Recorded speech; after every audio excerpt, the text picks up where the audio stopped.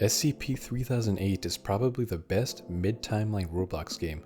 Made too late to be a classic, made too early to have an unholy amount of microtransactions. It's one of my favorite Roblox games, and honestly one of my favorite games in general. I went to Ikea in real life because of this game. This is peak advertising. With any good thing in this world comes copies. Well, 3008 is somewhat a copy of the SCP-3008 article, or more so of a way of bringing the idea to life. The Roblox game, which I will refer to as just 3008, is definitely the definitive way of experiencing SCP-3008. Many have tried to recreate games about the idea, most failed, both on and off the Roblox platform. One of these games caught my eye, mostly because it wasn't trying to straight up copy 3008. It's called SCP-3008 Infinite Retail, or just Infinite Retail as I'll call it. I just wanted to check this game out and compare it with 3008 in a respectful way. This video is mostly for entertainment. I don't want to put anyone down. I also want to give some ideas or tips on what I think people would like to see for an alternative to 3008. I forgot to mention that this game is in pre-alpha right now, so more than likely there will be much more to come. After paying 50 whole Bobucks to get into early access, you load into the game, which reveals that you roam in Ikea. I can't wait until Ikea officially collabs with SCP-3008. It will happen, I swear. Loading in, first impressions are pretty good. The music is unique. To me, it sounds more like it would belong in a Backrooms game. It's more unsettling than sounding like something that would play in a furniture/food/home goods store, or whatever Ikea is. The layout of the store is much different than 3008. They still went with the infinite ceiling, but there are walls enclosing you within the maze, which is more like an actual Ikea. The employees are pretty good looking. They're pretty scary and realistic.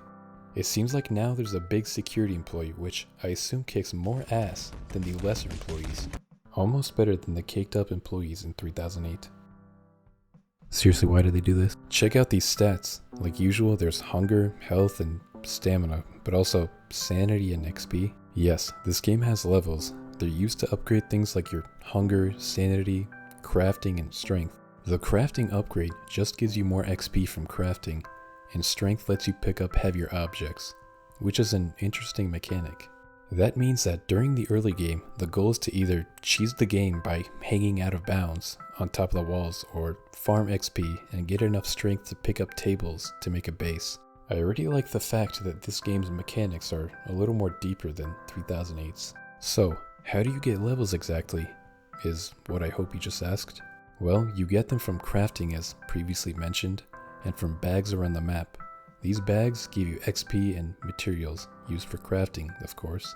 You can craft healing items and whatever a hunger and sanity pack is, but the most intriguing is the elevator card. This allows you to use elevators around the map, which just take you around the map to other elevators. This probably helps more during the later game when you actually have a base and are scavenging. One of my favorite things about 3008 is the music and atmosphere, and just how realistic everything sounds in this large space. I mean, just listen to how it sounds going from night to day.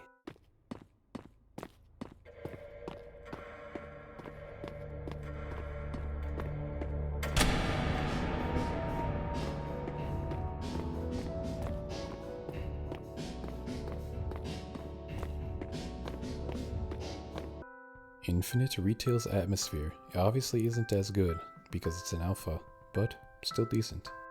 I hope to see more objects and unique rooms added. It doesn't feel quite like I'm in Ikea yet, but I like where this is going. Let's talk about night, because it is absolutely brutal. It's pitch black, which I do like, but there's no way to see unless you carry a lamp with you.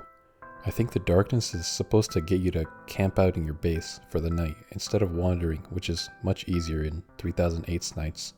The employees are on crack here. They're so fast and they're British.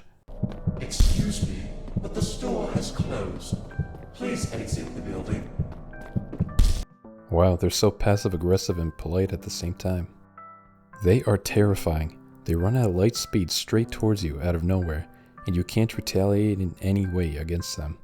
I was in a death loop for like 5 deaths before I got out. Please exit the building. Please exit the building. The store has closed. Please excuse me. Please exit the building. The store has closed. Please exit the building. Speaking of death, I really like the death screen and music. It's very somber and a little unsettling. Please exit the building. The store has closed. Please exit the building. Now, for some things I would like to see in this game. So 3008's interpretation of SCP-3008 is more unrealistic. I mean, how do you throw a pool table at someone? There's no objective and it's like 75% building and 25% survival, with some goofy game modes sprinkled in. 3008 does not have any weapons or any way of defending yourself against other players, and no way to actually hurt the employees. You just give them a polite shove. The future I see and hope for in Infinite Retail is more survival and combat to differentiate itself from 3008. I think with the crafting system, you could create a makeshift weapons and create tools to break furniture and get more materials and unique items. Personally, that's where I see this game going, or more so where I think it should go to be successful. 3008 is a very popular game, and it's going to take something special to get people to swap over and play long term. SCP-3008 is a very unique idea, and I hope we get good, new content to enjoy. That's all I have to say. I just started seeing this game on my Roblox page, so I checked it out.